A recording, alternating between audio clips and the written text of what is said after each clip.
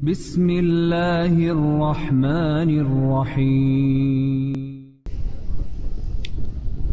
بسم الله الرحمن الرحيم. السلام عليكم ورحمة الله وبركاته.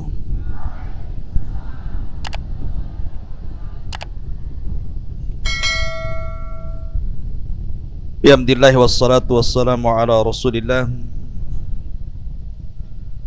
wa ala alihi wa sahbihi wa mawalah wa la hawla wa la quwata illa billahi wa ba'du.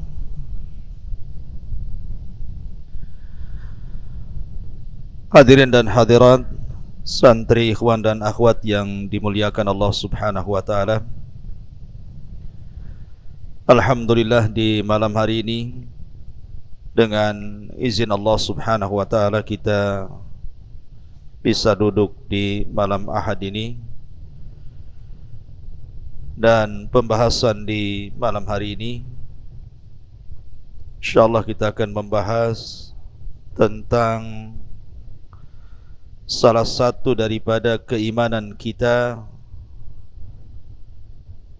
kepada yaumul akhir. Kita beri tema perjalanan di padang mahsyar. Ma'asyiral muslimin wal muslimat rahimani wa rahimakumullah. Pembahasan ini penting sekali karena beriman kepada hari akhir itu membawa pengaruh kepada kepribadian seorang muslim. Orang kalau yakin bahwa ada kehidupan setelah kematian dan ada balasan pada setiap perbuatan, maka insya Allah dia terlahir menjadi orang-orang yang baik. Bagaimana hal ikhwal, kondisi setelah kematian? Kita mulai dengan bercerita tentang hal ihwal hari kiamat dulu. Ma'asyiral muslimin yang dimuliakan Allah subhanahu wa ta'ala, beriman dengan adanya kiamat itu mencakup 5 rukun yang disebut dengan arkan yaumil qiyamah. Yang pertama, beriman dengan adanya kematian, bahwa setiap manusia itu pasti mati. Yang kaya mati, yang miskin mati, pejabat mati, rakyat pun mati. Kita lihat raja-raja yang dulu congkak-congkak pun mati. Maka kematian itu sebuah kepastian, dan kematian itu kiamat yang pasti terjadi. Rasul yang mengatakan idza mata ahadukum qamat qiyamatuhu. Kalau meninggal salah seorang di antara kalian berarti tegak kiamat kepadanya. Ini yang pertama. Yang kedua, alam barzah, bahwa setiap manusia akan mengalami alam barzah. Alam barzah itu alam kubur. Dan di alam kuburan itu ada 4 peristiwa. Pertama, himpitan kuburan. Yang kedua, fitnah kuburan. Yang ketiga, azab kubur. Ataupun yang keempat, nikmat kubur. Itu 4 peristiwa yang akan berlaku dalam kuburan. Kemudian yang ketiga, al-hasyru atau al-ba'tsu wal hasyru. Kebangkitan, kemudian manusia akan berkumpul di padang mahsyar. Semua manusia sejak zaman Adam sampai yang terakhir mati akan dibangkitkan, kemudian dikumpulkan di padang mahsyar. Kemudian yang keempat, adanya hisab. Semua manusia pasti dihisab. Kecuali ada orang-orang yang memang dikecualikan lolos dari hisab, siapa mereka nanti dijelaskan. Dan yang terakhir, yang kelima, adanya jaza, balasan. Imma ilal jannah, menuju sorga, wa imma ilan nar, menuju neraka. Inilah pembahasan kita 5 poin yang kita sebut dengan perjalanan padang mahsyar. Taib. Ma'asyiral muslimin yang dimuliakan Allah Subhanahu wa taala. Di dalam Al-Qur'anul Karim, ketika Allah Subhanahu wa taala bercerita tentang kiamat, kiamat itu sesuatu yang mengerikan. Sehingga Allah Subhanahu wa taala banyak memberikan nama kepada hari kiamat itu. Terkadang Allah Subhanahu wa taala menyebut nama hari kiamat itu dengan Al-Qari'ah. Al-Qari'ah itu artinya suara yang bisa menghancurkan gendang telinga. Terkadang Allah Subhanahu wa taala menyebutnya dengan Al-Yaumul Akhir, karena memang mengakhiri seluruh kehidupan dunia. Terkadang Allah Subhanahu wa taala menyebutnya dengan Yaumul Ba'thi, hari kebangkitan. Karena pada sangkakala yang kedua manusia dibangkitkan. Terkadang Allah Subhanahu wa taala menyebutnya Yaumul Khuruj, karena manusia akan keluar dari kubur-kubur mereka. Terkadang Allah Subhanahu wa taala menyebutnya Yaumuddin, hari pembalasan, Maliki Yaumiddin. Karena memang setelah kematian ada balasan. Terkadang Allah Subhanahu wa taala menyebutnya As-Sakhah. Sakhah itu artinya teriakan yang sangat keras sekali, yang bisa memecahkan gendang-gendang telinga dan menakutkan jiwa. Terkadang Allah menyebutnya dengan kalimat At-Tammatul Kubra. At-Tammatul Kubra. Terkadang menyebutnya dengan Al-Ghashiyah. Makanya ada surat namanya Al-Ghashiyah.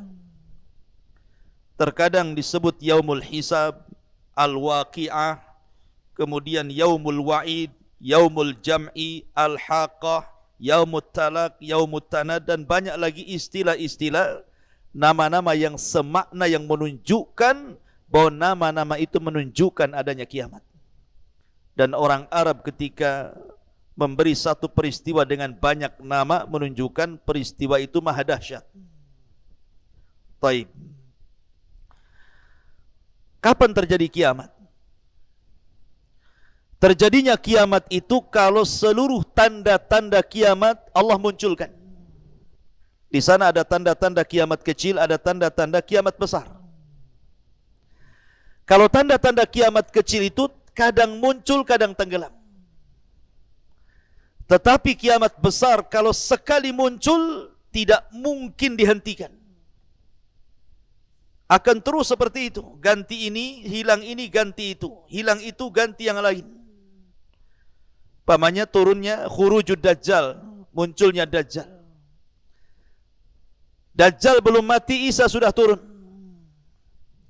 Kemudian Isa membunuh Dajjal. Isa belum meninggal, keluar Ya'juj dan Ma'juj. Kemudian Ya'juj dan Ma'juj dibinasakan oleh Allah Subhanahu wa taala. Kemudian ketika Isa bin Maryam meninggal dunia, muncul dukhan, asap tebal di langit. Setelah dukhan, matahari terbit dari arah barat. 3 hari matahari terbit dari arah barat, tiba-tiba kemudian muncul lagi dabatun minal ar, binatang bumi yang melata yang bisa bicara. Kemudian setelah itu muncul gempa dari arah timur, dari arah barat, dari jazirah Arab, sampai kepada api yang keluar dari Adan menggiring manusia menuju Syam. Disitulah kiamat dibangkitkan. Dan kiamat dibangkitkan itu dimulai dengan suara Israfil meniup trompetnya, sangkakalanya. Ada yang mengatakan bahwa Israfil meniup sangkakala itu 3 kali. Tiupan kejutan yang pertama, tiupan kematian yang kedua, dan tiupan kebangkitan yang ketiga. Tapi pendapat yang kuat wallahu a'lam bahwa tiupan itu cuma 2 kali. Tiupan pertama, tiupan kejutan dan kematian. Tiupan kedua, tiupan kebangkitan. Lah ketika Israfil meniupkan trompet itu, maka yang pertama kali meninggal adalah orang yang sedang memperbaiki tempat minum unta. Tiba-tiba pingsan kemudian mati. Kemudian disusul orang-orang yang di jalan-jalan, di pasar-pasar, di rumah-rumah. Kemudian disusul dengan bangsa jin, bahkan para malaikat. Semua akan diwafatkan Allah Subhanahu wa ta'ala pada tiupan yang pertama. Lah setelah tiupan yang pertama ada namanya tiupan yang kedua, nafkhatus tsaniyah. Berapa jaraknya antara tiupan pertama ke yang kedua? Hadis Abu Hurairah radhiyallahu an mengatakan bahwa jarak tiupan pertama ke kedua itu 40. Tanpa menyebutkan 40 harikah, 40 bulankah, 40 tahunkah, wallahu a'lam. Tapi dari tiupan pertama ke tiupan kedua itulah terjadi kehancuran alam semesta. Di mana Allah Subhanahu wa taala menggempakan bumi idza zulzilatil ardu zilzalaha. Apabila bumi Allah gempakan. Di tengah-tengah dua tiupan itu Allah Subhanahu wa taala meluapkan air lautan ke daratan. Wa idzal biharu sujjirat. Ketika kemudian lautan itu dinyalakan kemudian ditumpahkan ke daratan seperti tsunami. Kemudian di antara 2 tiupan itu Allah Subhanahu wa taala gulung langit. Allah jatuhkan bintang-bintang. Wa idzan nujumun tasharat. Kemudian Allah Subhanahu wa taala hancurkan gunung, bukit, lembah sehingga alam semesta betul-betul hancur sehancur-hancurnya. Ketika itu tidak ada manusia, tidak ada jin, tidak ada malaikat. Di sini Allah Subhanahu wa taala berfirman, "Limanil mulkul yaum." Limanil mulkul yaum. Kalian tahu kekuasaan ini milik siapa? Tidak ada yang jawab. Karena tidak ada makhluk yang berakal yang hidup. Maka Allah jawab sendiri, lillahil wahidil qahar. Kekuasaan itu milik yang satu, yang maha perkasa, Allah Subhanahu wa ta'ala. Bayangkan ikhwatu fiddin, manusia yang sekarang hidup di permukaan bumi, anggaplah 7-8 miliar. Satu dunia itu. Tetapi makhluk yang sudah dikubur, manusia yang sudah dikubur sejak Adam sampai hari ini, jumlahnya bukan miliaran lagi, bisa triliunan. Artinya orang yang dikubur itu jauh lebih banyak jumlahnya dibandingkan orang yang hidup hari ini. Saat tiupan yang pertama, yang akan merasakan hanyalah orang-orang kafir. Orang yang beriman tidak akan merasakan tiupan yang pertama. Karena sebelum Allah Subhanahu wa taala merintahkan Israfil untuk meniup moncong itu, moncong sangkakala itu, maka orang-orang yang beriman walaupun punya iman hanya sebiji zarah, diwafatkan dengan dikirim angin yang sangat dingin menyentuh ketiak-ketiak orang-orang ini, kemudian Allah wafatkan. Sehingga tidak ada yang hidup kecuali orang yang paling buruk dari orang-orang kafir. Disitulah Rasul mengatakan, la taqumus sa'ah illa ala syiraril khalqi. Tidak mungkin tegak hari kiamat kecuali ditimpakan kepada manusia yang paling buruk dari orang-orang kafir. Artinya tiupan pertama tidak mungkin dirasakan orang yang beriman, karena orang yang beriman sudah meninggal semua. Tetapi tiupan yang kedua, baru akan dirasakan semua orang. Mau mukminnya, mau kafirnya, mau munafiknya, semua akan merasakan. Mulai orang hidup di zaman Nabi Adam sampai yang terakhir mati, semua akan merasakan tiupan yang kedua. Karena tiupan yang kedua itu disebut tiupan kebangkitan. Karena manusia akan dibangkitkan, akan keluar dari kubur-kubur mereka. Ustadz, bagaimana orang yang dikubur itu kan sudah dagingnya pun tidak ada, terkadang tulang belulangnya sudah hancur, apalagi sudah berabad-abad yang silam. Bagaimana Allah Subhanahu wa taala membangkitkan mereka? Dari mana Allah bangkitkan mereka? Allah bangkitkan mereka dari tulang ekor. Setiap manusia itu punya tulang ekor. Tulang ekor tidak akan dihancurkan. Dari situ Allah bangkitkan manusia. Dari tulang ekornya itu. Dan Allah lebih mudah membangkitkan kedua kalinya dibandingkan pertama kali menciptakan. Dan ini Allah Subhanahu wa taala sebutkan di dalam Al-Qur'an, wa alqat ma fiha wa takhallat. Dan kami keluarkan beban-beban isi perut bumi dilempar ke permukaan. Maksudnya jasad-jasad manusia yang sudah mati ratusan tahun bahkan ribuan tahun itu semua dilempar ke permukaan. Wa akhrajatil ardu athqalaha. Dan kami keluarkan beban-beban berat bumi dilempar ke permukaan. Maksudnya manusia yang sudah meninggal. Lah setelah kemudian manusia dibangkitkan dari kubur-kubur mereka, disitulah Allah lesatkan ruh dari setiap tempat ke jasadnya masing-masing. Kalau ruhnya orang yang beriman diletakkan di Iliyin, kalau ruhnya orang kafir diletakkan di Sijin. Karena di antara makhluk yang tidak hancur saat kiamat itu salah satunya ruh, tidak hancur. Yang tidak hancur saat kiamat itu satu arash tidak akan hancur. Kemudian lauhil mahfud tidak akan hancur. Kemudian kursi tidak akan hancur. Kemudian ruh tidak akan hancur. Kemudian tulang ekor manusia tidak akan hancur. Ini perkara-perkara yang tidak akan hancur saat kiamat. Lah di mana ruh saat terjadi kiamat? Ruh saat terjadi kiamat kalau dia ruhnya orang yang beriman diletakkan di tempat yang paling tinggi di sorga yang disebut dengan Illiyun. Adapun ruhnya orang kafir saat kiamat diletakkan di Sijin, di dasar bumi yang paling dalam, tempat yang paling buruk. Disitulah ruhnya orang-orang kafir. Jadi ketika manusia itu dikeluarkan dari kuburan-kuburan mereka setelah trompet yang kedua, maka Allah firmankan, wa idzan nufusu zuwizat. Apabila nufus, jiwa-jiwa itu disatukan kembali dengan jasadnya, maka ruh melesat kemana-mana dan tidak tertukar. Enggak mungkin ruhnya si Anu tertukar dengan ruhnya si Anu, tidak. Ma'asyiral muslimin yang dimuliakan Allah Azza wa Jalla, ketika itulah ikhwan, manusia dibangkitkan oleh Allah Azza wa Jalla. Manusia dibangkitkan itu ikhwan, itu terbagi menjadi dua kelompok. Dan itu disebutkan dalam surah Yasin. Kelompok yang pertama, kelompok orang-orang kafir, munafik, maka mereka akan mengatakan, ya wailana man ba'athana mim marqadina. Duhai celaka kami, siapa yang membangunkan kami dari tidur-tidur kami ini.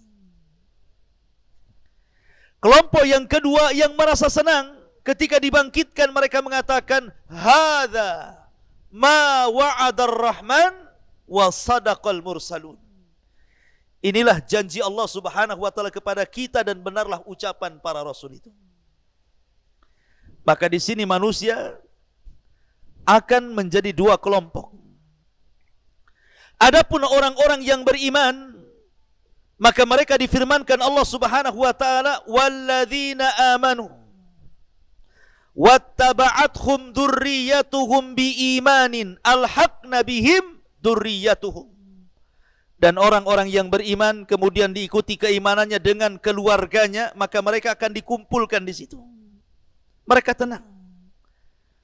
Tetapi ada orang-orang yang mereka tidak beriman, apa yang terjadi?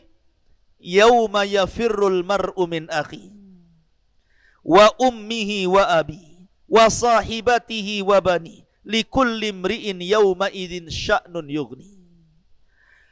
Ada orang yang lari dari saudaranya, dari kawannya, lari anak dari orang tuanya, lari seseorang dari pasangan dan juga anak-anaknya, lari ke sana kemari, tidak ada tujuan. Karena ketika itu fala ansaba bainahum, tidak ada lagi nasab di antara mereka. Jadi orang itu sibuk sendiri-sendiri. Mereka lari ke barat, ke timur, ke utara, ke selatan, bingung mereka mau kemana. Karena ketika itu Allah Subhanahu wa taala menjadikan bumi yang antum pijak hari ini yang isinya banyak gedungnya, banyak rumahnya, banyak hutannya, banyak bukitnya, banyak lembahnya, banyak gunungnya, Allah Subhanahu wa taala nanti akan robah bumi yang kita pijak dengan bumi yang baru, yauma tubaddalul ardu ghairal ardi. Pada hari di mana bumi akan diganti dengan bumi yang baru. Maksudnya bumi yang baru itu, sekarang bentuk bumi itu membulat. Seperti telur bulat. Maka bumi yang bulat ini akan Allah hancurkan. Kemudian akan Allah buat rata. Ya. Sehingga tidak ada yang meninggi, tidak ada yang merendah, tidak ada gunung, tidak ada bukit, tidak ada lembah, semua rata dan warnanya putih seperti tepung. Karena tidak ada orang bermaksiat di situ. Itulah yang disebut dengan padang mahsyar. Disitulah manusia dibangkitkan. Dan ketika di dunia manusia itu ada hubungan dengan bumi. Antum, saya ini ada hubungan dengan bumi yang disebut dengan gravitasi bumi. Makanya orang kalau keluar angkasa bisa terbang. Kenapa? Karena sudah tidak ada gravitasi lagi. Tapi di akhirat sudah tidak ada lagi gravitasi. Karena hubungan manusia dengan bumi selesai. Bumi sudah dihancurkan dan diganti dengan bumi yang baru. Sehingga kondisi manusia Allah kondisikan seperti dua binatang. Pertama laron, antum tahu laron? Yang kedua al-jarad. Jarad itu artinya belalang. Laron itu berbeda dengan belalang. Kalau ada listrik nyala seperti ini, kemudian musim hujan, biasanya orang yang tinggal di pesawahan, nanti datang laron terbang itu.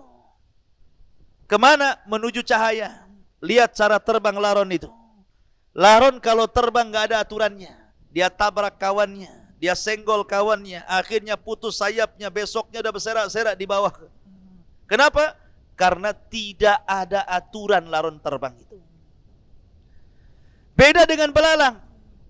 Kalau belalang ini bersama koloninya, bersama kawanannya, kalau terbang itu dia berbaris. Tepat ke satu titik. Rapih dia ketika terbang itu rame-rame. Kalau laron amburadul terbangnya. Kenapa Allah Subhanahu wa taala contohkan dengan dua binatang? Dan dua-duanya bisa terbang karena di akhirat bukan seperti di bumi antum berjalan di bumi. Di akhirat itu terbang ke sana kemari. Ya. Terbang sana, terbang sini enggak jelas. Lah ketika Allah mengistilahkan dengan laron itu Allah sebutkan dalam surah Al-Qari'ah. Yauma yakunun nasu kal farashil mabsus. Pada hari itu manusia seperti laron yang berhamburan. Karena ketika awal dibangkitkan orang-orang kafir ini bingung karena tidak ada maklam, bumi tidak ada alamat lagi. Kalau sekarang antum ke jalan itu masih adalah petunjuk jalan Nagoya, Jodo, mana Temiang gitu. Ya kan? Nampak tuh tanda-tandanya. Ya kan? Jelas itu ada alamatnya, RT-nya, RW-nya, lurahnya, kecamatannya gitu. Semua ditulis. Tetapi di akhirat itu di padang mahsyar tidak ada ma'lam, tidak ada alamat, tidak ada penunjuk jalan. Karena sudah tidak ada gedung, tidak ada rumah, tidak ada gunung, tidak ada hutan. Semua rata, tanah rata. Oh kemana? Sudah tidak tahu lagi di mana kapling dia tuh. Jabal Uhud pun tak tahu di mana lagi. Ya, karena sudah rata semuanya. Tidak ada ma'lam, tidak ada alamat. Makanya mereka bingung, mau harus pergi kemana? Akhirnya mereka yang dari timur ke selatan, yang dari selatan ke utara, yang dari utara ke barat. Pokoknya seperti orang linglung. Lah itulah yang kemudian Allah sebut kal ihnil manfush. Seperti laron yang berterbangan, berhamburan, tidak jelas harus kemana. Bingung. Dan mereka dibangkitkan khufatan, uratan, ghurlan, buhman. Pertama tidak beralas kaki, kembali tidak dikhitan, telanjang bulat dan tidak ada bawa harta di badan. Betul-betul miskin semuanya. Nahnu fuqara ilallah. Kita ini miskin di hadapan Allah Azza wa Jalla. Baru setelah kemudian manusia kesana kemari enggak jelas gitu ya. Baru ada panggilan disebutkan dalam surah Toha. Ketika ada panggilan, barulah kemudian manusia dari mana-mana akan tertuju kepada satu panggilan itu. Disitulah Allah Subhanahu wa taala kemudian ibaratkan dengan kal jaradil muntashir. maka mereka seperti belalang, karena belalang aturannya jelas terbangnya menuju satu titik. Ya. Maka akhirnya kemudian manusia berkumpul di satu tempat, disitulah disebut padang mahsyar. Manusia akan berdiri di situ. Berapa tahun? 50 alfasana, 50.000 tahun. Yauma yakumun nasu li rabbil alamin. Manusia akan berdiri menghadap Rabb alamin. Apakah 50.000 tahun itu berlaku kepada seluruh manusia? Tidak. Ini hanya berlaku kepada orang-orang kafir saja. Karena orang-orang yang beriman, ada yang keluar dari kubur dibangkitkan direct masuk surga. Tidak ada hisab, tidak ada adab. Seperti Rasulullah SAW menggambarkan 70.000 orang yang masuk surga tanpa hisab dan adab. Mereka orang yang tidak minta ruqyah, tidak minta dikai besi panas yang disulut gitu ya. Kemudian mereka tidak tatoyur dan mereka senantiasa bertawakal kepada Allah Azza wa Jalla. Ini langsung direct masuk surga. Tidak ada hisab, tidak ada adab. Ataupun para syuhada yadkhulunal jannah bighairi hisab, masuk ke dalam surga tanpa hisab. Ada orang-orang itu yang direct masuk surga, enggak ada hisab, enggak ada adab. Sehingga mereka tidak harus kemudian tinggal di padang mahsyar bertahun-tahun lamanya. Tapi ada juga yang dihisab dengan hisab yang sulit, ya agak lama. Ada juga hisab yang mudah, ya agak cepat. Pokoknya tergantung amalannya di bumi. Karena kehidupan akhirat itu yang menentukan kebahagiaan ketika sekarang ini kita hidup di bumi. Faman ya'mal mithqala dzarratin khairan yara wa man ya'mal mithqala dzarratin syarran yara. Ma'asyiral muslimin wal muslimat rahimani wa rahimakumullah. Lah ketika manusia berkumpul di padang mahsyar, apa yang terjadi? Allah Subhanahu wa taala akan datang menemui mereka. Wa jaa'a rabbuka wal malaku saffan saffa. Maka Rabbmu akan datang sementara malaikat berbaris-baris bersaf-saf itu.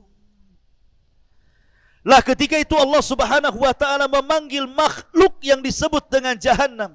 Waji'a bi jahannam yauma idzin yatadzakkarul insan anna lahu dzikra. Didatangkan neraka jahannam.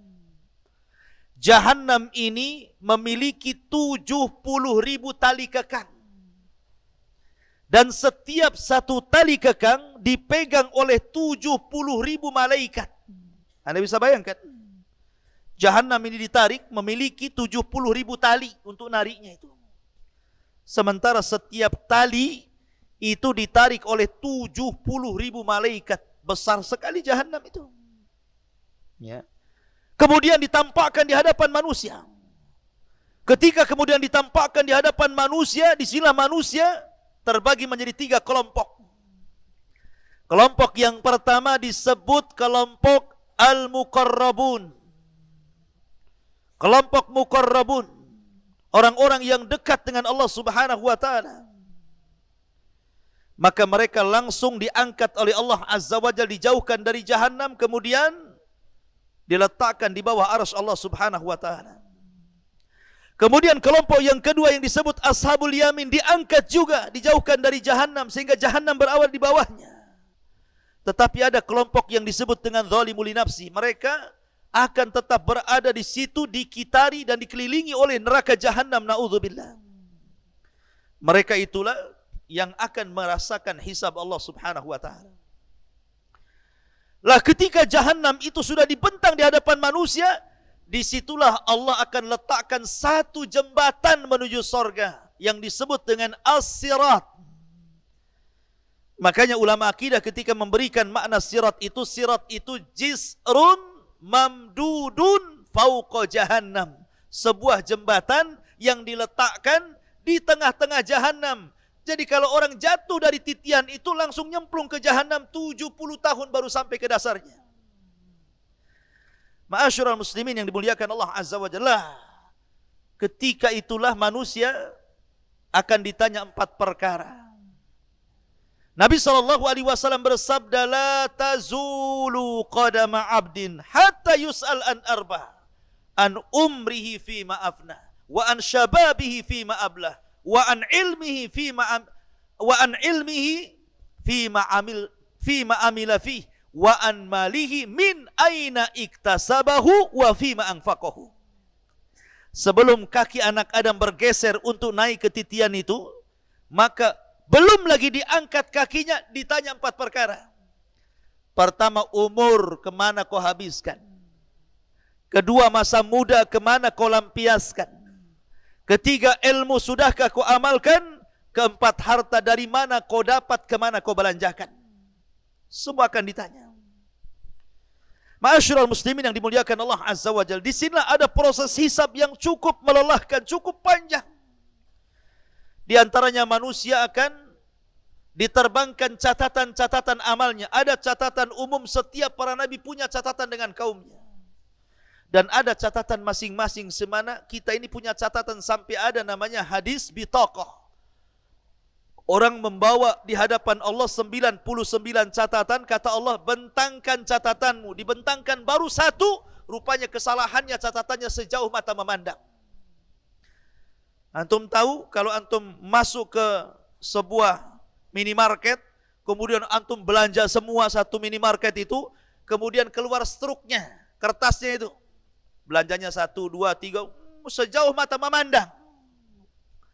Nah, itulah amal buruknya. Ini detik ini, jam ini, hari ini saya berbuat ini. Ini detik ini, jam ini, tahun ini. Semua sampai sejauh mata memandang, semua kesalahannya. Sehingga Allah mengatakan, periksa. Adakah malaikat saya salah tulis? Dia mengatakan tidak ya Rabb, semua ini betul. Kenapa? Karena nanti di akhirat itu salah satu keunggulannya, manusia akan dikembalikan hafalannya. Kalau di bumi ini, kadang-kadang apa yang antum perbuat 1 bulan, 1 tahun yang lalu sudah lupa kalau antum pernah gampar orang itu. Kalau antum pernah ngutang orang, ngambil barang orang, udah lupa. Tapi di akhirat nanti semua diingatkan. Nggak akan ada yang tersisa dari sebuah maksiat kecuali ditampakkan. Ya. Begitulah hisab. Adapun orang-orang ketika ini, catatan itu diterbangkan, kemudian Allah menyuruh untuk mengambilnya, ada orang-orang yang mengambil dengan tangan kanan. Sehingga dengan bangganya dia mengatakan, ha'umuqra'u kitabiyah. Lihat catatanku, baca. Karena dia senang, isinya pasti kebaikan. Ha'umuqra'u kitabiyah. Tapi ada orang yang mengambil dengan tangan kirinya, maunya dilempar saja karena tahu dia isinya, catatannya semua keburukan. Ada yang mengambil dengan tangan kiri, sebelah punggung susah diambil.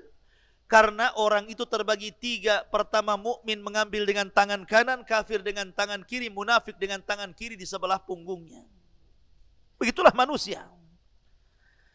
Kemudian di sana juga nanti ada proses mizan, timbangan. Semua akan ditimbang. Dan timbangan itu menentukan kebaikan orang dan menentukan keburukan orang. Fa amma man thaqulat mawazinuhu fa huwa fi isyatir radiyah. Wa amma man khaffat mawazinu fa ummuhu hawiyah wa ma adraka ma hiyah narun hamiyah. Jadi semua akan ditimbang itu. Baik badannya, baik catatannya, baik amalannya, semua akan ditimbang. Dan yang menentukan berat dan tidaknya timbangan itu bukan berat badan. Kalau berat badan yang gemuk, antum yang untung, yang kurus yang rugi. Oh, alhamdulillah saya gemuk, insya Allah timbangan saya berat. Ya, di dunia, di akhirat belum tentu. Karena Abdullah bin Mas'ud, seorang sahabat Rasul, orangnya kurus kering, naik pohon kurma, datang angin, kemudian jubahnya tersingkap, nampak betis yang kecil, di mana daging dengan tulangnya nyatu karena saking kecilnya. Akhirnya para sahabat mentertawakan kedua betis Abdullah bin Mas'ud, sangat kecil. Kata Rasulullah, tadhaku, jangan ketawakan kedua betis Abdullah bin Mas'ud itu. Karena kedua betis itu kalau ditimbang di satu neraca gunung Uhud, di neraca satunya, maka 2 betis Abdullah bin Mas'ud jauh lebih berat dibandingkan gunung Uhud. Artinya bahwa yang menjadikan berat bukan badan, tetapi amalan dan catatan. Ya. Lalu apa yang bisa memberatkan timbangan, ikhwan? Banyak. Ya, salah satunya apa? Salah satunya zikrullah. Orang yang senantiasa berzikir itu, ikhwan, itu bisa memberatkan timbangan. Rasul mengatakan apa? Kalimatani khafifatani thaqilatani fil mizani habibatani ala rahmani subhanallah wa bihamdihi subhanallahil azim. 2 kalimat kata Rasul, ringan di lisan, berat dalam timbangan, dicintai Ar-Rahman, subhanallah wa bihamdihi subhanallahil azim. Sampai ada satu cerita, ada seorang kakek di Saudi sana. Kakek sudah tua renta, namanya kakek kan tua. Kalau muda tidak disebut kakek lah. Jadi seorang kakek ini habis sholat, kakek orang awam, tapi rajin sholat. Ketika habis sholat, dia datang kepada seorang imam yang mengimami sholat dan mengatakan, ya imam, ajarkan kepadaku satu hadis Nabi yang bisa ku amalkan dan ku dakwahkan. Imamnya terperanjat, kok tumben-tumben ada jamaah sholat tanya soal agama. Akhirnya imam pun menjawab dengan hafalannya. Dia teringat dengan hadis tadi. Oh iya, aku teringat Nabi SAW bersabda, kalimatani, dua kalimat. Khafifatani, keduanya ringan. Thaqilatani fil mizani, tapi berat dalam timbangan. Habibatani ala rahman, dicintai ar-Rahman Allah. Subhanallah wa bihamdihi subhanallahil azim. Wah, senang kakek ini dapat hadis ini. Pulang dia dari masjid, ketemu orang di jalan. Hei sini, saya akan bacakan sabda Nabi. Kalimatani khafifatani ala lisani, thaqilatani fil mizani, habibatani ila rahman, subhanallah wa bihamdi subhanallahil azim. Sudah. Ketemu orang lagi, dibacakan lagi. Ketemu orang lagi, dibacakan lagi. Sampai di rumah dikumpulkan keluarganya, dengarkan keluargaku, Rasul bersabda, disebutkan hadis tadi. Pokoknya masuk pasar disebutkan hadis ini. Setiap ketemu orang disebutkan. Tidak ada satu orang yang ditemui kecuali dibacakan hadis ini. Sampai akhirnya kemudian dia pun sakit, kemudian koma 5 hari. Ketika koma ini, ketika di hari kelima dia siuman, yang pertama kali dipanggil bukan keluarganya. Aina doktur? Di mana dokter? Kenapa? Karena hanya dia yang belum dibacakan hadis ini. Ketika siuman, aina dokter? Di mana dokter? Katanya. Keluarganya senang, panggil dokter. Dokter, kakek saya siuman. Dokternya datang, dipegang tangannya. Ya dokter, Nabi bersabda, kalimatani khafifatani ala lisani, thaqilatani fil mizani, habibatani ala rahmani, subhanallah wa bihamdihi subhanallahil azim. Ketika dia mengucapkan subhanallah wa bihamdihi subhanallahil azim sambil memegang tangan dokter, hilang nyawanya, meninggal dunia. Di atas kalimat subhanallah wa bihamdihi subhanallahil azim. Berat timbangan. Ya. Maka zikir kepada Allah pemberat timbangan. Yang kedua, husnul khuluq. Ma min syai'in athqal fil mizan min husnil khuluq. Tidak ada sesuatu yang bisa memberatkan timbangan melebihi baiknya akhlak. Dan akhlak itu tercermin dari anggota badan. Nih, kalau antum dikatakan berakhlak, maka 3 anggota badan ini menunjukkan akhlak antum. 1 dari leher ke atas disebut kepala. Kepala ada mata, kepala ada telinga, kepala ada hidung, kepala ada lisan, kepala ada otak. Kalau semuanya baik, berakhlak antum kepalanya. Ya. Matanya memandang, tidak pernah melotot. Dan dia pandang dengan pandangan yang halal. Kemudian bibirnya tersenyum, setelah memandang tersenyum. Maka senyumnya menjadikan sedekah. Tabassumuka li akhika sadaqah. Senyum kamu kepada saudaramu sedekah. Maka jangan bakhil senyum. Sulaiman saja melihat ada rombongan semut. Kemudian ketuanya rombongan semut mengatakan kepada semut, ya ayyuhan namla udkhulu masakinakum la yakhtimannakum Sulaiman wa junuduhu wa hum la yash'urun. Kata ketua semut, hei semut-semut anak buahku, cepat masuk rumah-rumah kalian. Sulaiman tentaranya sudah akan datang. Kalau mereka menginjak, kalian akan mati. Dan mereka tidak sadar sedang menginjak kalian. Ucapan kepala semut didengar Sulaiman, fatabassama dhahika min qauliha. Maka Sulaiman pun tersenyum kemudian tertawa karena ucapan semut. Dia pandang semut, dia senyum ke semut. Ya. Tapi jangan antum senyum ke semut. Ada semut senyum ngapain? Ini mencontohkan Nabi Sulaiman katanya. Maksudnya begini, jangan mudah atau jangan susah untuk melempar senyum. Karena biasanya kalau orang jarang senyum, sekali senyum dipertanyakan, ngapain kok senyum orang itu? Ada apa kok tiba-tiba senyum? Gila ya katanya. Karena jarang senyum. Sekali senyum dipertanyakan senyumnya tuh. Ya. Jadi senyum itu bagian daripada akhlak. Habis memandang, tidak melotot, habis tersenyum, manis senyumnya, baru mengeluarkan untayan kata-kata yang indah, yang mutiara, yang santun. Rasul mengatakan, man kana yu'minu billahi wal yaumil akhir falyaqul khairan aw liyasmut. Itu akhlak namanya. Tidak memandang kecuali yang baik, tidak mencium kecuali yang halal, tidak berpikiran otaknya yang negatif, semua positif, tidak suudon sama orang. Berarti kepala kita berakhlak. Kemudian tangan mudah membantu, ada saudaranya bantu, ada saudaranya diangkat, memberi. Itulah tangan, akhlaknya tangan. Dan juga badan. Badan ini dari leher ke bawah, kalau antum ngobrol, jangan pula dia ngadap kita, kita pula ngadap tembok. Itu tidak berakhlak badan kita. Ya, jadi itu akhlak. Akhlak itu pemberat timbangan. Kemudian yang ketiga, di antara pemberat timbangan orang yang mengantarkan jenazah. Siapa yang mengantarkan jenazah sampai menyolatkan, maka dia dapat 1 qirat. Siapa yang sampai menguburkan di pekuburan, maka dia dapat 2 qirat. Apa qirat itu Rasul? Qirat itu artinya gunung Uhud. Jadi orang yang menyolatkan mayat dapat pahala seberat gunung Uhud. Kalau sampai menguburkan dapat 2 gunung Uhud, gitu maksudnya. Gunung Uhud itu besar, terbentang di Madinah. Ya. Intinya bahwa ada pemberat-pemberat timbangan amal saleh dan ada peringan timbangan amal saleh. Maka yang berat timbangan kebaikannya, ringan timbangan keburukannya, direct masuk surga. Maka orang yang berat timbangan keburukannya, ringan timbangan kebaikannya, direct masuk neraka. Ada yang 50-50 itu. 50% kebaikannya, 50% keburukannya. Maka ini disebut Ashabul A'raf. Makanya ada namanya Suratul A'raf. Orang yang 50-50 itu. Mereka orang yang terakhir dihisab, tetapi ujung-ujungnya masuk surga karena syafaat.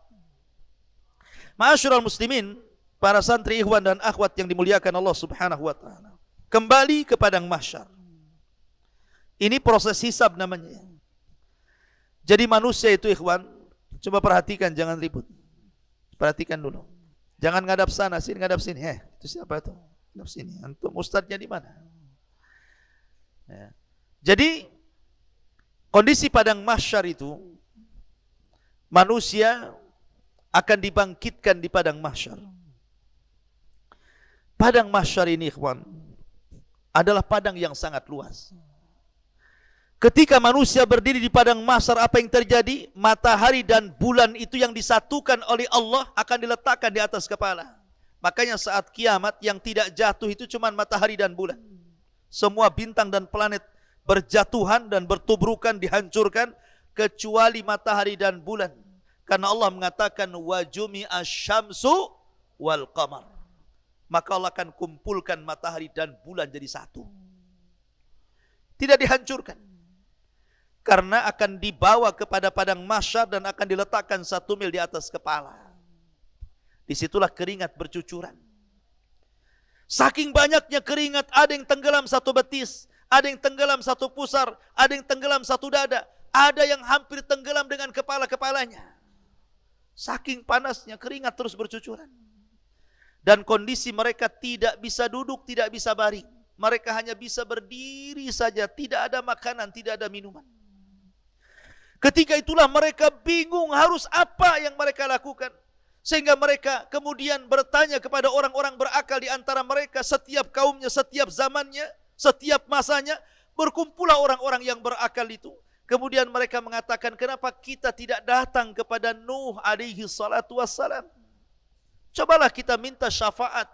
Rupanya mereka datang ke Nuh. Dan mengatakan, Nuh awalnya kepada Nabi Adam dulu. Cobalah kita datang kepada Nabi Adam. Dia kan bapak kita, boleh jadi dia bisa menolong kita. Akhirnya datang dulu pertama kali ke Nabi Adam dan mengatakan, ya Adam, engkau bapak kami. Allah ciptakan dengan kedua tangannya, Allah tiupkan rohnya langsung kepadamu. Malaikat sujud semua kepadamu.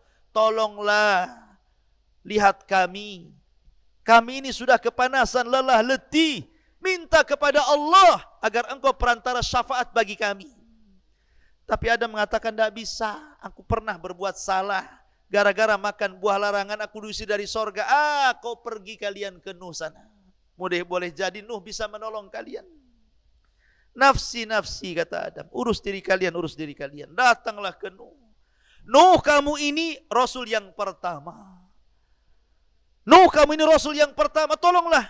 Lihat kondisi kami. Ya. Ala tara ila ma nahnu fihi.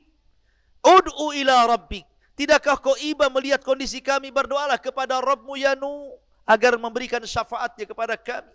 Tapi Nuh mengatakan, tidak, aku tidak bisa karena aku pernah berdoa kehancuran kepada kaumku. Rabbi la tadhar alal ardi minal kafirina dayara. Nuh pernah mengatakan, ya Rabb, jangan kau sisakan satu jiwa orang kafir kecuali kau binasakan. Sebaiknya kau datang ke Ibrahim sana. Datang manusia ke Ibrahim alaihi salatu wassalam, abul anbiya. Ya Ibrahim, lihat kondisi kami. Berdoalah kepada Allah agar Allah memberikan syafaat kepada kami. Kata Ibrahim, aku tidak bisa karena aku pernah berdusta 3 kali dusta. Pertama saat hijrah dengan Sarah ke Mesir. Dia katakan kepada Sarah, hei Sarah, jangan katakan kepada para prajurit raja, kalau kau istriku, katakan kau saudariku. Ini bohong yang pertama. Bohong yang kedua, ketika menghancurkan patung-patungnya, kemudian diletakkan di palunya di patung yang besar, ditanya Namrud, engkau yang melakukan ini wahai Ibrahim? Kata Ibrahim, enggak, yang melakukan itu yang paling besar. Bohong yang kedua. Bohong yang ketiga, Ibrahim diajak pesta oleh ayahnya ke pesta Namrud. Tapi Ibrahim tidak mau, sehingga dia mengatakan, ini sakim, aku lagi sakit, padahal tidak sakit. Maka itu bohong ketiga. Aku pernah bohong 3 kali. Sebaiknya kau datang kepada Musa. Datanglah manusia ke Musa, ya Musa, tolonglah kami, berdoalah kepada Rabbmu. Tidakkah kau melihat, tidak kau iba macam-macam? Kata Musa, aku tidak bisa karena aku pernah membunuh masalahnya, walaupun tanpa sengaja. Ketika ada 2 orang anak muda, satu dari Bani Israel, satu dari kaum Fir'aun berkelahi. Kemudian anak muda dari Bani Israel mengatakan, ya Musa, ungsurni, tolong aku. Maka Musa pun menolong anak muda Bani Israel.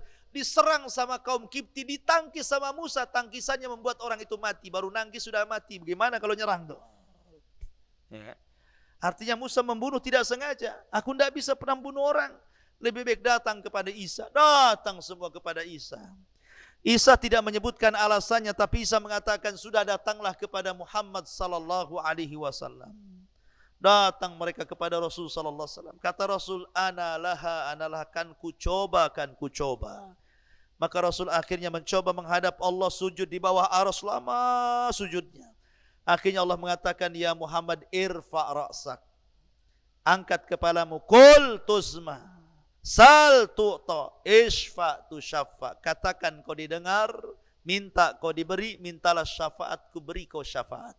Dari situlah Rasul satu-satunya Nabi yang memberikan syafaatul udma di padang mahsyar. Ya. Ma'asyiral muslimin yang dimuliakan Allah Azza wa Jalla. Maka ketika itu manusia akan dikelompokkan dengan sesembahannya masing-masing. Yang nyembah akar akan dikelompokkan dengan para penyembah akar. Yang nyembah ular kubra akan dikumpulkan dengan para penyembah ular kubra. Yang nyembah gajah juga sama. Yang nyembah berhala sama. Yang nyembah lembah juga sama. Dikumpulkan bersama sesembahannya. Dan ketika itu sesembahan yang merasa bisa menolong di dunia, Allah katakan, ini sesembahan kalian, amintalah tolong kalian kepada sesembahan kalian.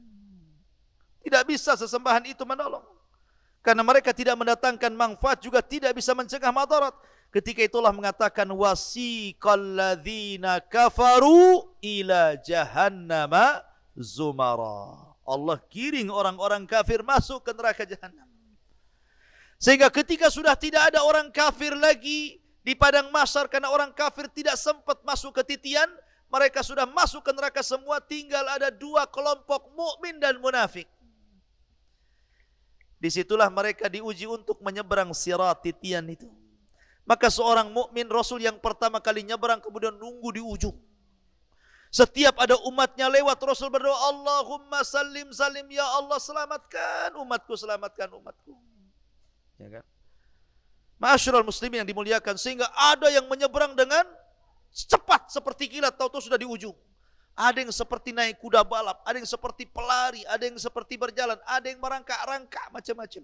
Ada yang baru nyebrang kemudian nyemplung. Ya, macam-macam orang. Dan orang munafik mereka hendak mengelabui orang yang beriman. Karena setiap diberikan cahaya, hilang cahayanya. Nunggu cahaya orang yang beriman jalan.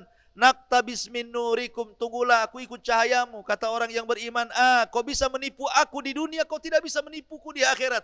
Cari cahayamu di belakang katanya. Akhirnya orang munafik ke belakang rupanya, dilihat cahaya, zahirnya rupanya azab di belakangnya, na'udzubillah. Ya, zahirnya rahmat tetapi belakangnya min kibalihil azab. Ya, itulah orang-orang munafik. Tapi sebelumnya di padang mahsyar itu, setiap para nabi diberikan telaga. Dan Nabi SAW telaga yang diberikan adalah telaga yang terpancar dari Al-Kautsar, telaga yang di sorga, telaga Rasul paling luas sendiri di padang mahsyar itu. Di mana gelasnya sejumlah bintang yang ada di langit. Jangan takut gak dapat gelas. Setiap yang minum tidak akan haus selamanya walaupun satu teguk. Lebih putih dibandingkan susu, lebih manis dibandingkan madu. Sekali teguk tidak akan haus selamanya. Dan jumlah gelasnya sejumlah bintang yang ada di langitan. Maka setiap yang masuk di situ, yang pertama kali masuk meminum dari telaga siapa? Orang Yaman, orang-orang Ansor. Mereka yang pertama kali minum. Kemudian disusul dengan Muhajirin, kemudian disusul dengan yang lainnya. Sampai yang terakhir ada satu kelompok mau minum, tiba-tiba diusir. Kau jangan minum di sini. Maka Nabi melihat ada umat yang diusir, tidak tega dan mengatakan, Ya Rabbi ummati, ummati, Ya Rabb, itu kan umatku, biarlah mereka minum dari telagaku. Tapi Allah mengatakan, Ya Muhammad, innaka la tadri ma ahdatsu ba'daka innahum ghayyaru wa baddalu. Muhammad, kau tidak tahu apa yang terjadi dengan mereka setelah sepeninggalmu. Mereka mengganti-ganti sunnahmu dan mereka lari dari petunjukmu. Makanya kata para ulama, orang yang tidak akan minum dari telaga, pertama orang murtad gak akan minum dari telaga Rasul. Yang kedua, orang munafik tidak akan minum dari telaga Rasul. Yang ketiga, orang yang menyimpang dari sunnah Rasul, ahlul bid'ah wal ahwa. Kemudian yang tidak akan minum, orang yang gemar melakukan dosa besar. Mereka tidak akan minum dari telaga Nabi SAW. Ya. Ma'asyiral muslimin yang dimuliakan Allah Azza wa Jalla. Kembali ke titian. Maka Anas bin Malik radhiyallahu an suatu ketika pernah bertanya kepada Rasul. Kata Anas bin Malik, Rasul, aku ingin mendapatkan syafaat pada hari kiamat. Dan Anas bin Malik itu 10 tahun menjadi pembantu Rasul sampai Rasul meninggal. Dari usia 10 tahun sampai usia 20 tahun bersama Nabi, sampai Rasul meninggal. Sehingga Rasul sayang dengan Anas bin Malik karena pembantunya. Kata Anas, ya Rasul, aku minta syafaat pada hari kiamat. Kata Rasul, af'al, siap, saya lakukan wahai Anas. Kata Anas bin Malik radhiyallahu anhu, ya Rasulullah, kalau seandainya saya sudah berada di padang mahsyar dan ingin mencari syafaat darimu, aina ajiduka yaumal qiyamah, di mana aku dapati engkau pada hari kiamat? Maka kata Nabi SAW, ya Anas, tajiduni indal haud, datangi aku di telaga. Kata Anas bin Malik radhiyallahu, fa illam ajidka indal haud aina ajiduka ya Rasulullah. Kalau aku tidak mendapati kamu di telaga, di mana lagi akan ku cari engkau wahai Rasul? Kata Nabi SAW, tajiduni indal mawazin, cari aku di tempat penimbangan amal. Kata Anas bin Malik, illam ajidka fil mawazin fa aina ajiduka yaumal qiyamah. Lah kalau aku enggak dapati dirimu di tempat penimbangan amal, lalu di mana lagi wahai Rasul? Maka Rasul mengatakan, tajiduni indas sirat, cari aku di titian, cari aku di titian. Karena tidak mungkin tiga aku akan berada di tiga tempat, di telaga, di tempat penimbangan amal, dan di titian siratal mustaqim. Artinya bahwa ini tiga perkara yang luar biasa. Ya. Kalau orang tidak sampai meminum telaga Rasul, kalau orang sampai berat timbangan keburukannya, kalau orang tidak sampai melintasi titian, alamat dia penduduk neraka. Makanya suatu ketika Rasul berada di giliran Aisyah radhiyallahu anha. Rumah Aisyah itu kecil, 1 meter kali 1,5 meter, itu kamarnya kecil sekali. Antum jangan bayangkan rumah Rasul besar, tidak kecil. Ya. Kemudian Nabi SAW tidur di paha Aisyah radhiyallahu anha dijadikan bantalnya. Aisyah lihat suaminya sedang tertidur, tiba-tiba menangis. Rupanya tetesan air matanya netes mengenai pipi Nabi. Terperanjatlah Nabi bangun, tiba-tiba kemudian duduk di pandangnya Aisyah dan mengatakan, "Ya Aisyah, lima tabki wa lima dumu." Kenapa kau menangis dan apa itu air mata yang kau teteskan itu? Kata Aisyah radhiyallahu anha, "Ya Rasulullah, tadzakartu yaumal qiyamah." Rasul, aku teringat dengan hari kiamat. Hal tadhkuru bi ahlika yaumul qiyamah? Apakah kau akan ingat keluargamu wahai Rasul pada hari kiamat? Apakah kau akan ingat aku pada hari kiamat wahai Rasul? Kata Nabi SAW, "Amma fi thalathati mawatin fala yadhkur ahadun ahada." Adapun di 3 tempat wahai Aisyah, orang enggak akan ingat siapapun kecuali dirinya. Kemudian Rasul mengatakan, "Inda sirat." Ketika menyeberangi titian Siratal Mustaqim, orang enggak akan ingat siapapun. Yang ingat bagaimana dia menyeberang, jangan sampai jatuh. Yang kedua, indal mawazin. Ketika penimbangan amal, tidak akan ingat siapapun karena dia akan takut kalau seandainya amal keburukannya lebih berat dibandingkan amal kebaikannya. Dia teringat itu terus sehingga tidak ingat siapapun. Yang ketiga, inda tatayyur as-suhub. Ketika lembaran diterbang-terbangkan. Ketika itu dia berpikir, apakah tangan kananku yang mengambil ataukah tangan kiriku? Ya. Di 3 tempat kata Rasul, orang tidak akan ingat siapapun kecuali dirinya. Ya kan? Artinya ma'asyiral muslimin, santri ikhwan dan akhwat yang dimuliakan Allah Subhanahu wa taala, bahwa kondisi padang mahsyar itu menakutkan. Sangat menakutkan. Maka antum jangan kemudian berleha-leha di dunia ini. Antum kira setelah kematian itu beristirahat, tidak. Kadang ada orang aneh ngantar jenazah ke kuburan, ngomongnya gimana? Yuk kita antar jenazah ini ke tempat peristirahatan yang terakhir.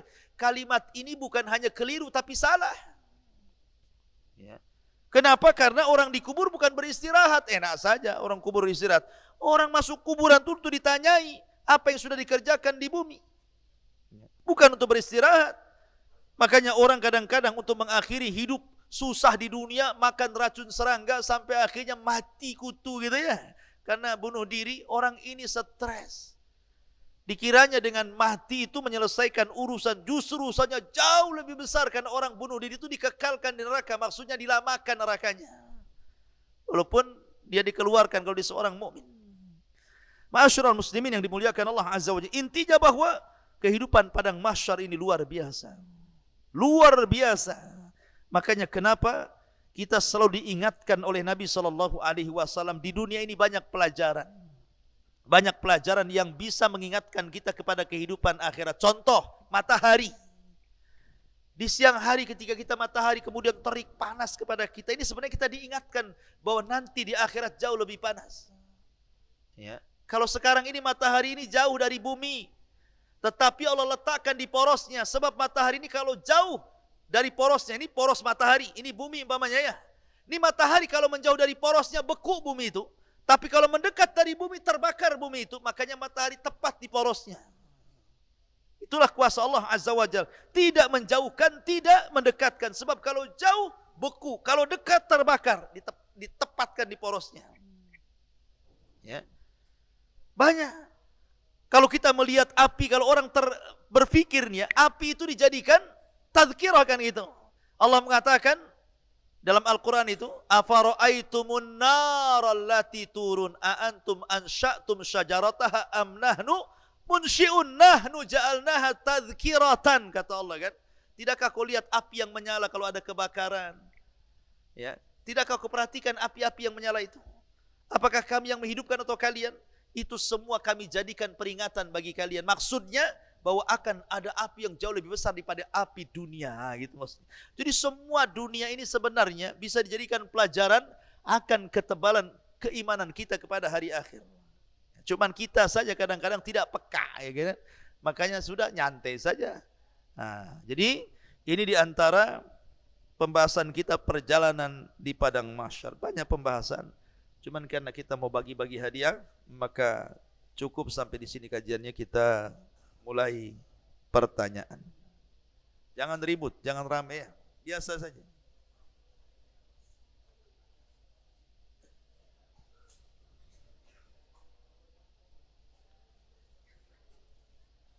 Ini hadiahnya besar.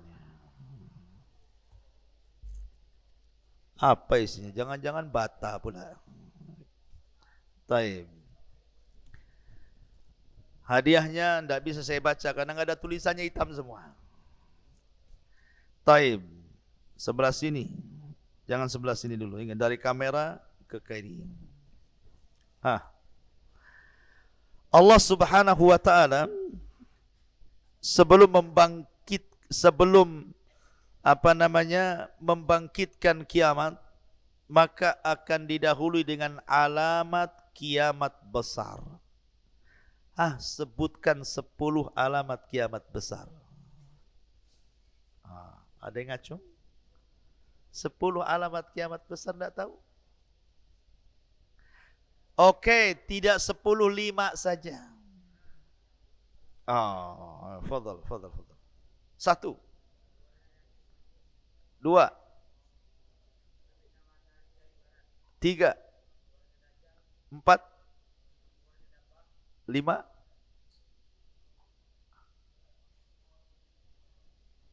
5. Ahsan dukhan. Masya Allah. Taib.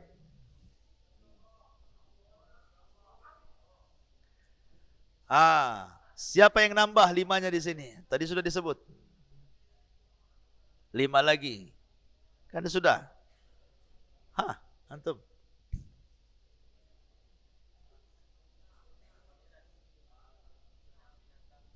Sudah dapat. Api 1. Gempa dari bertiga arah. Sebutkan arahnya.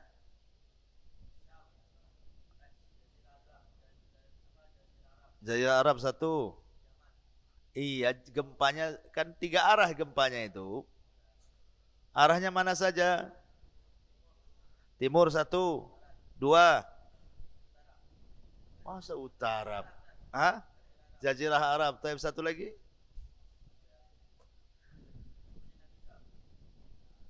Udah. Yang terakhir, alamat yang terakhir. Apa? Padang mahsyar pula. Tanda-tanda kiamat. Sudah duduk. Yang terakhir. Yang terakhir apa tanda kiamat? Itu dah kiamat. Ini tanda-tanda kiamat. Munculnya api dari ahsan. Itu yang ana maksud.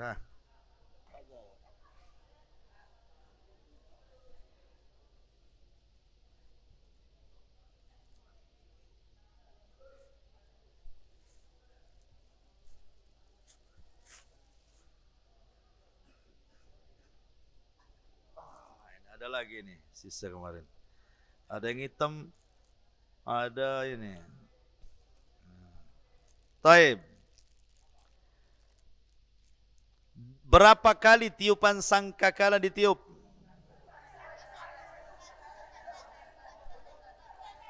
Ini aja nih. 2 kali. 1 kali tiupan apa namanya?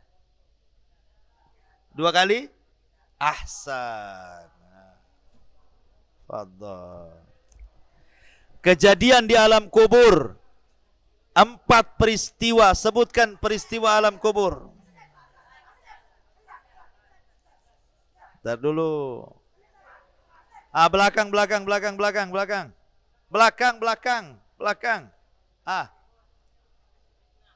1. Siksa kubur. 2. 3. 4. Ahsan. Zawaiwah. Ambil. Sebutkan 5 rukun kiamat. Antum semangat kali, berdiri, cepat. Jangan nengok, cepat. Waktunya habis. 1. 2. 3. Antum ditalkin orang, jangan ditalkin, ulangi. 1. Kok langsung hisab? Lama. Antum, ya, jangan baca buku. 1. Enggak tertib. Saya mau yang tertib. Antum, yang tertib. Ayo. Diam. 1. 2. 3. 4. Ahsan. Itu tertib namanya.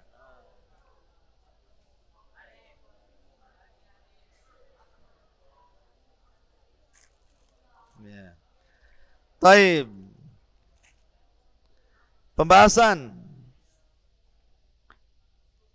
Uskut dulu. Ini akhwat belum. Kita gantian dulu. Diam ikhwan.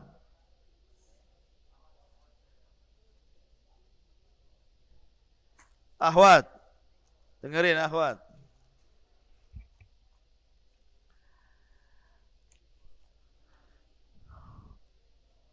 Di akhirat nanti ada namanya syafaatul uzma. Ada sekitar 6 nabi yang didatangi. Siapa 6 nabi itu?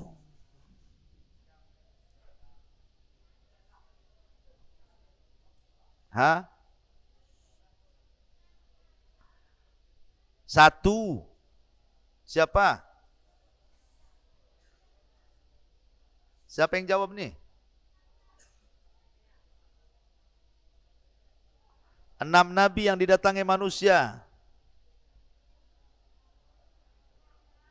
1, 2, 3, 4,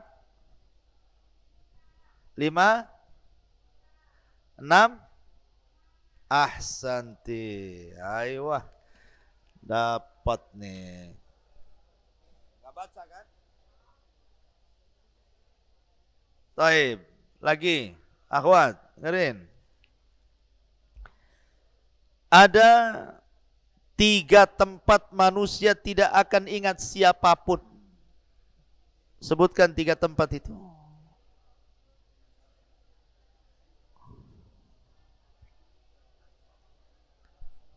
Halo? Diam. Uskutu. Ansitu.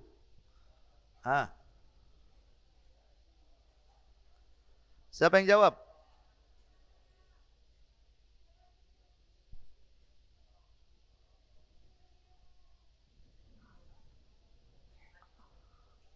Halo?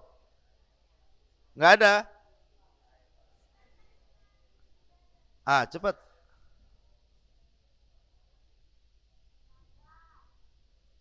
Ya, 2. Ahsanti, 3. Ahsanti dapat. Dapat 2. Balik ke hewan. Lambat akhwat nih.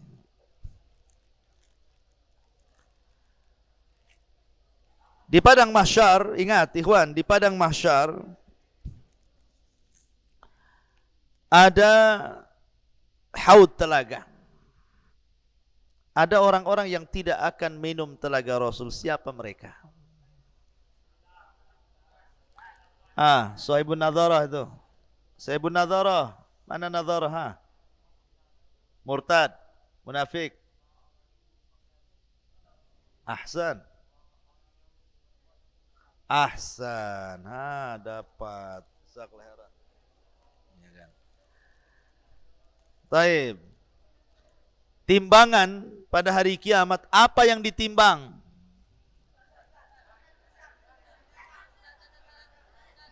Belakang. Cepat. Amalan aja.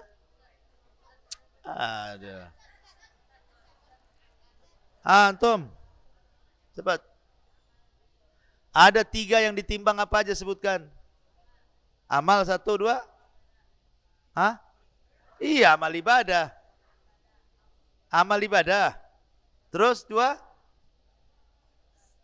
Antum. Antum.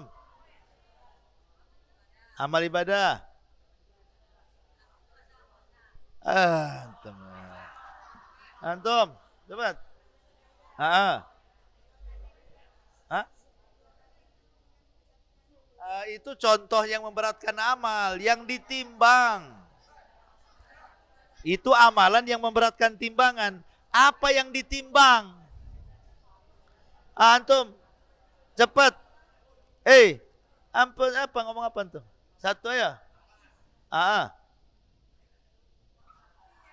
Apa tiga yang ditimbang itu? Satu, dua. Ahsan, itu yang dimaksud.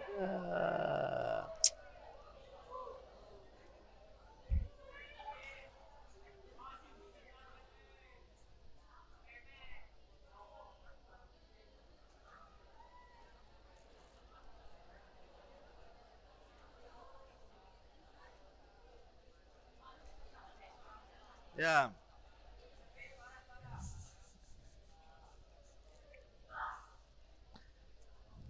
Taib. Diam, ini kompuk ini nih. Apa nih? Jangan-jangan. Taib. Pertanyaannya.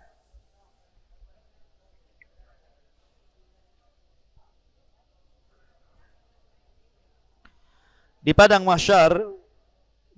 mahsyar ada 5 peristiwa.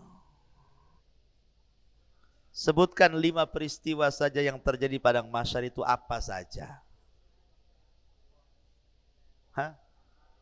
5 peristiwa saja. Tuh enggak bisa jawab.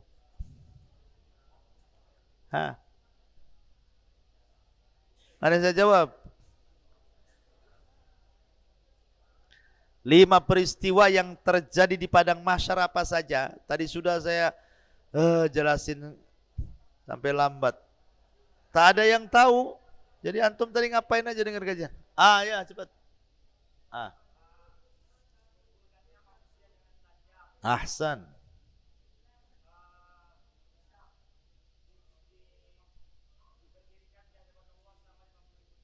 Ya, 2.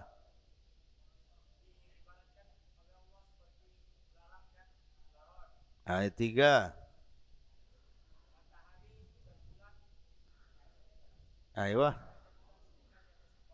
Aywa, terus satu lagi. Masih banyak tuh. Saya suruh minta 5 saja. Ahsan.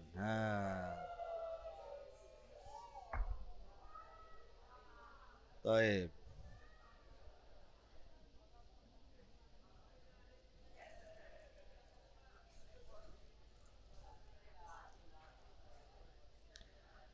Taib, akhwat dulu. Biar Ikhwan, akhwat dulu saya minta.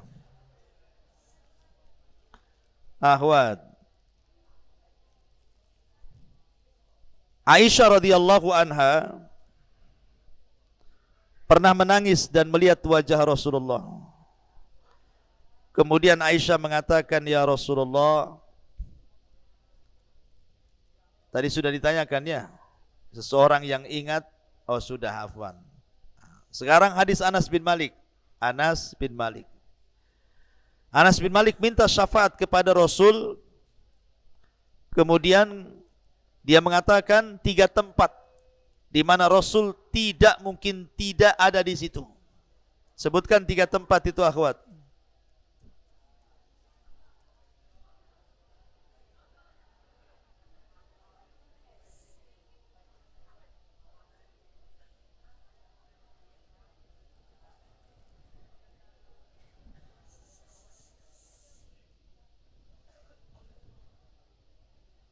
Halo? Aywa. Siapa yang jawab nih? 2.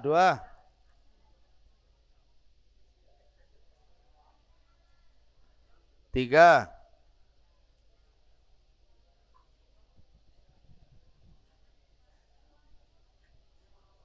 Baru 2 tuh. 3 apa?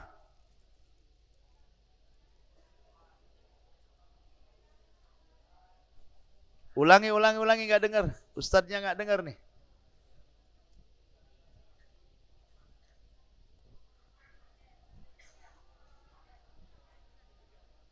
Diam. Coba musrifnya tenangkan nih. Kemana musrifnya nih? Kok malah ngapain di situ antum? Belum selesai ngajinya. Sini. Dekat sini, kau sibuk pula sini. Taib. Kok suaranya mengecil?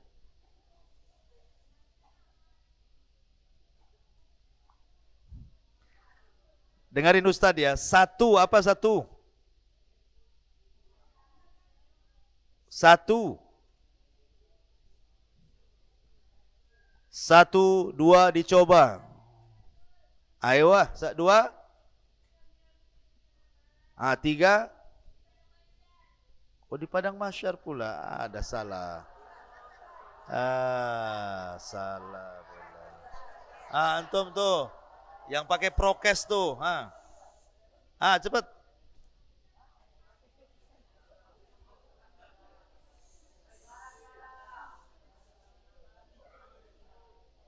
Satu. Telaga 2. 3. Sirat. Ahsan.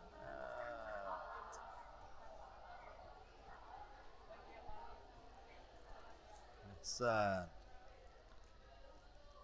Dengerin. Diam. Siapa nama sahabat yang ditertawakan betisnya? Cepat. Abdullah bin Mas'ud. Cepat-cepatan.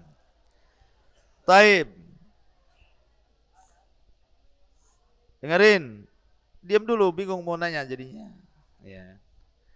Siapa ya orang yang pertama kali minum dari telaga Nabi?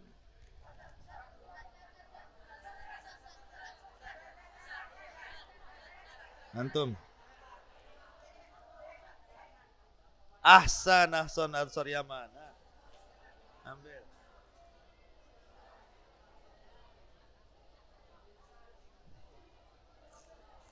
Taim. Ngerin.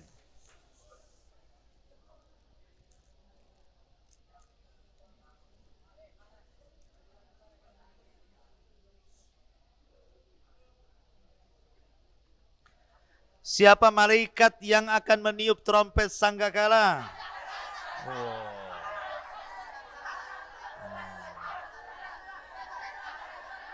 Antum cepat. Israfil. Ahsana.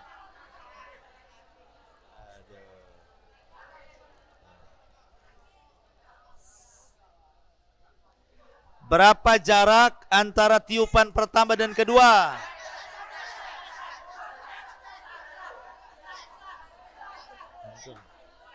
Hah? 40. Ahsan. Aduh. Kamera tuh. Allah.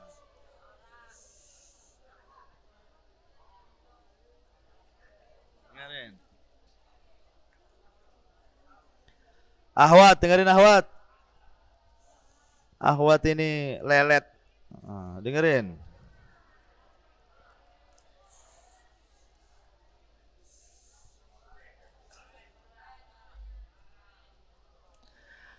Tiga amalan pemberat timbangan apa?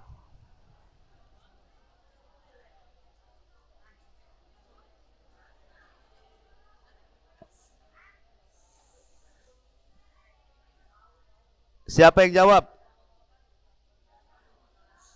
Ayo.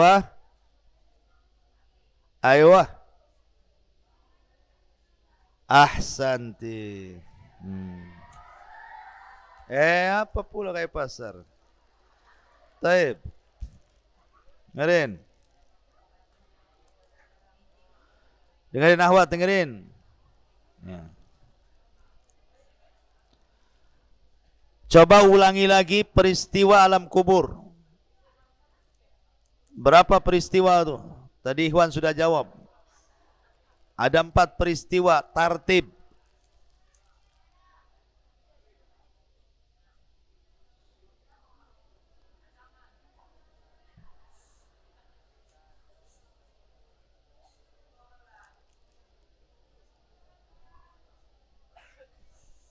Ini ngunyah ke ngomong tuh gak denger.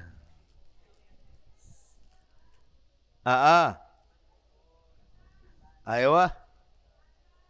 Ayo wah. Ahsan. Dapat. Taib. Ikhwan, sekarang ikhwan dengerin.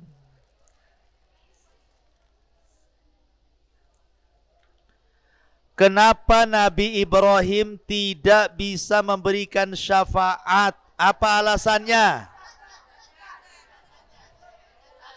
Antum. Apa?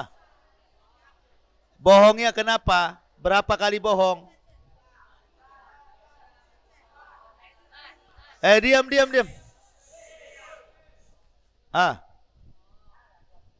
Iya bohong.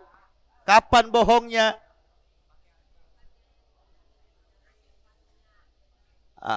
Satu. Kedua,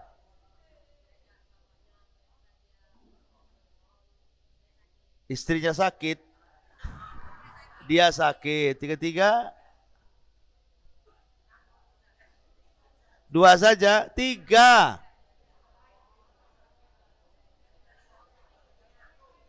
Bohong sama istrinya gimana?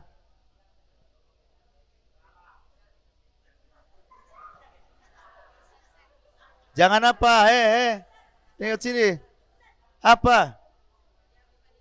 Ahsan gitu ada.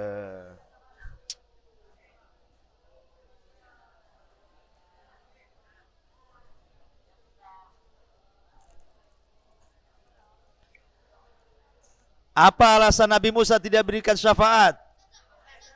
Cepat. Dosa membunuh. Ahsan. Apa alasan Nuh tidak bisa memberikan syafaat? Antum. Ahsan. Cepet-cepetan aja.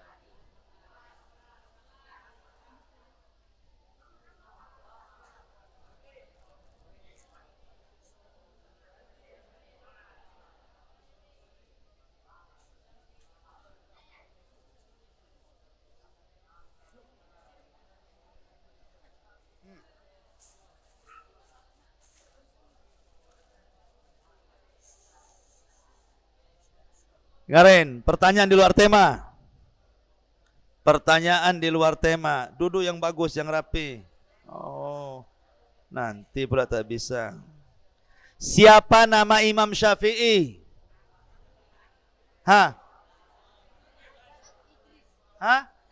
Idris? Bukan.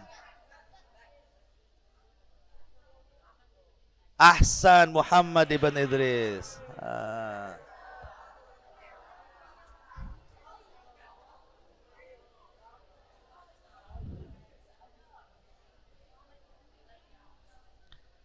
Taib.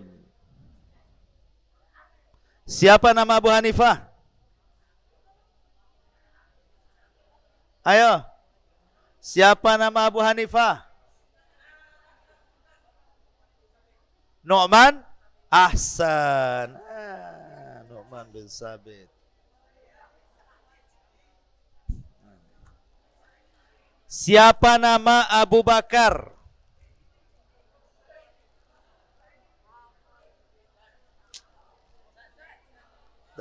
Tak dulu. Apa? Siapa? Abdullah ibn Utsman ibn Kuhafa. Hasan.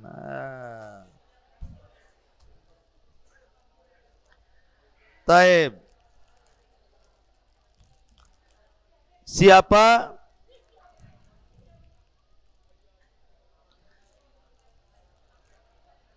Siapa nama Ali radhiyallahu an sebelum diganti Ali?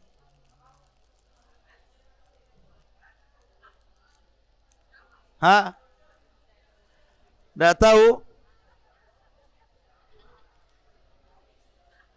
Nggak tahu, oke. gelar Amirul Mukminin itu kepada siapa? Antum? Hah? Ahsan. Umar ibn Khattab. Ha.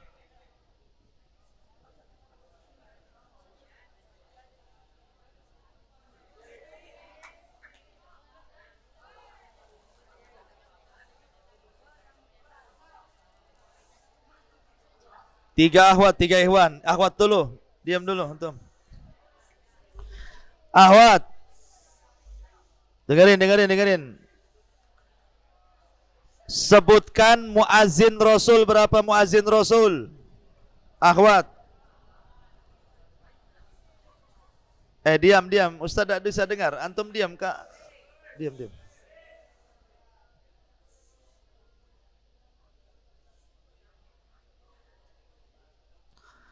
Sebutkan muazin Rasul siapa?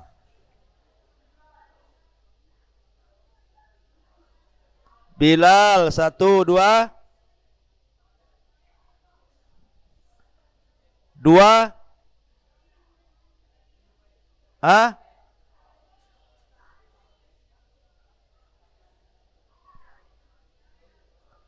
Iya, 1 Bilal. Kan 4 muazin Rasul itu berapa? 4. Siapa? 1.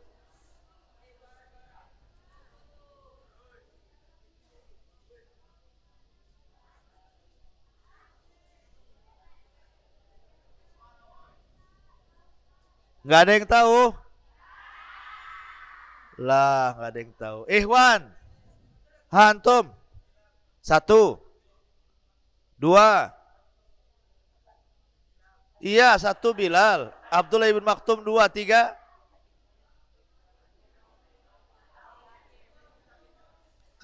Bukan. Siapa?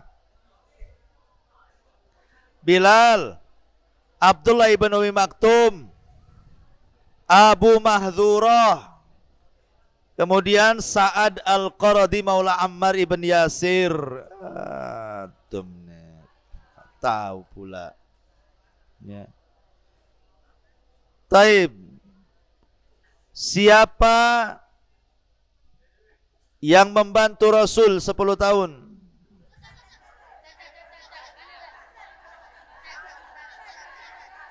Antum? Pembantu Rasul. Anas siapa? Ahsan. Ibn Malik. Siapa nama Abu Hurairah? Nama Abu Hurairah siapa?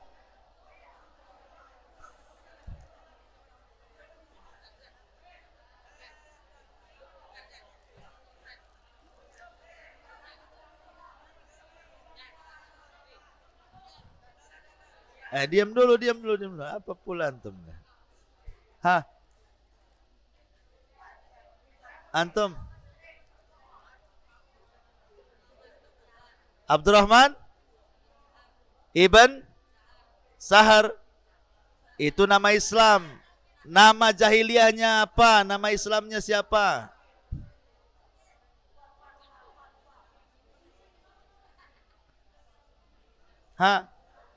Nama jahiliyahnya siapa? Itu nama Islamnya Abdurrahman bin Sahar.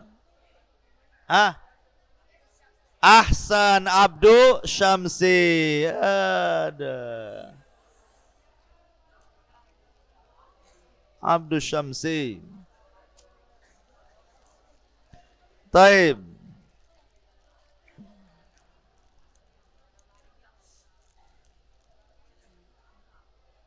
Sebutkan nama kiamat 5 saja.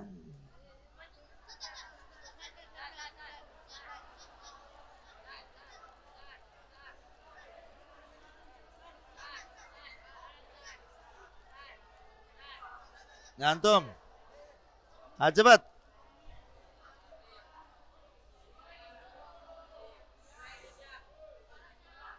Ayo.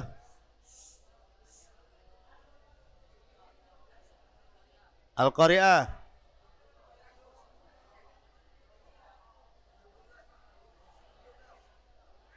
Ah? Al-Ghasyiyah sana.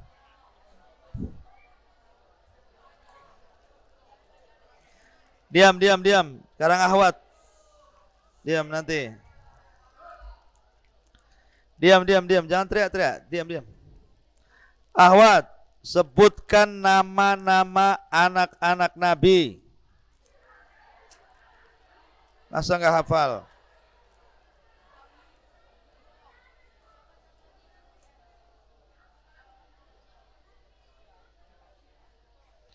Anak-anak Nabi, yang perempuan, yang laki, siapa aja itu?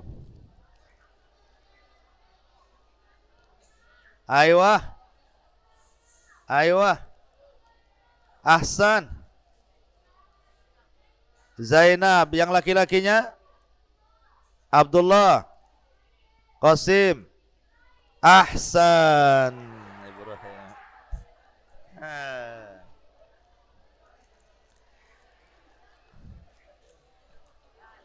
Dengerin Ahwat. Ahwat 1, Iwan 1. Tinggal 2 hadiahnya. Ahwat dulu. Paman Rasul yang masuk Islam 2 orang, siapa aja?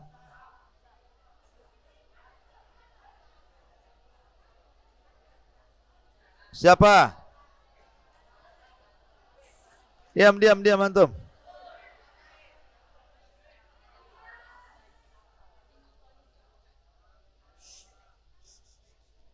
Siapa? 1 Abbas, 2 Abbas, 1, 2 Hamzah. Ahsanti.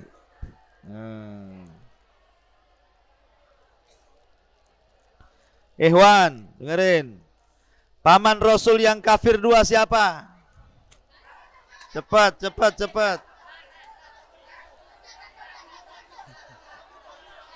Antum. Hah? Abu Bakar? Apa pula Abu Bakar? Antum.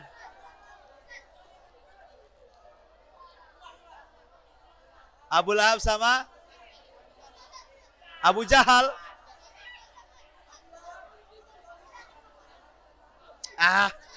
Antum. Abu Lahab sama Abdul Muthalib. Bukan Abdul Muthalib. Antum. Sama Abu Thalib. Abdul Muthalib. Dah, subhanakallah bihamdika asyhadu an la ilaha illa anta astaghfiruka wa atubu ilaik. Allah ta'ala. Assalamualaikum warahmatullahi wabarakatuh. Yang ikhwan jangan keluar dulu, biar akhwat dulu.